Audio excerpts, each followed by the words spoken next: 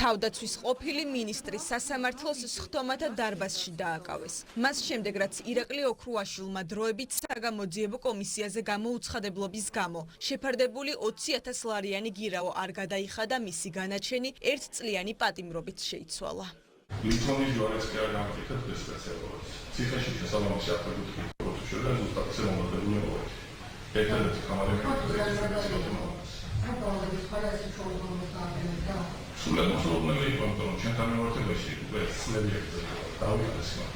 გათვლადი იყო, რომ ამაზე წასულიყო პროკურატურა და სასამართლო, თუმცა იმასაც უშვებდით და პრაქტიკაში ყოფილა, როდესაც გირაო არ გადაუხდია ადამიანს, ან ვერ გადაუხდია და ხედავს სასამართლო მის წინაშია პიროვნება, არცად არ იმალება ხელს არ უჩნის გამოძიებას, უარი უთქვავს პატიმრობის შეფარდებაზე. ის რომ ოქრუაშვილი მიმალვაში არ იმყოფებოდა უმნიშვნელო აღმოჩნდა ბრალდების მხარისთვის. პროკურორი ამბობს, რომ ბრალდებულმა სასამართლო გადაწყვეტილება არ აღასრულა და ამ ქმედების გამეორებისკენ სხვა ბრალდებულებსაც საჯაროდ მოუწოდებდა.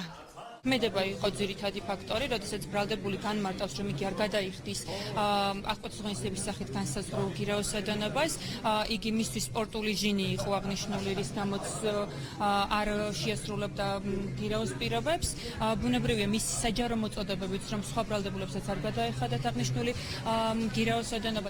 იმის მიუხედავად, რომ ირაკლი ოქრუაშვილის სისხლის სამართლის საქმეზეა დაკავებული, ოპოზიცია მაინც პოლიტიკურ მოტივზე საუბრობს.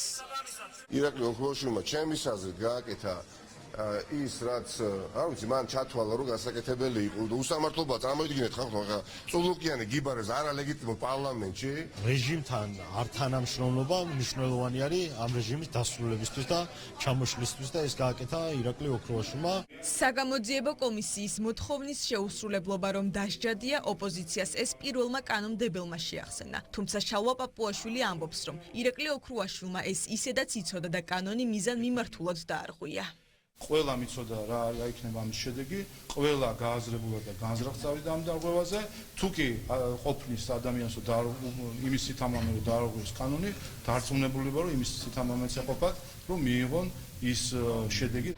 აღკვეთის ღონისძიების სახით შეფარდებულ პატიმრობამდე ირაკლი ოქრუაშვილს დროებით საგამოძიებო კომისიაზე გამოუცხადებლობის გამო სასამართლომ 20,000 ლარიანი გირაოს გადახდა დააკისრა, რომლის გადახდის ვადა 8 მაისს მოიწურა. ამავე საქმეზე შეფარდებული გირაოს გადახდის ვადა ეწურება ნიკა გვარამიასაც, რომელმაც უკვე დაწერა, რომ გადახდას არ აპირებს.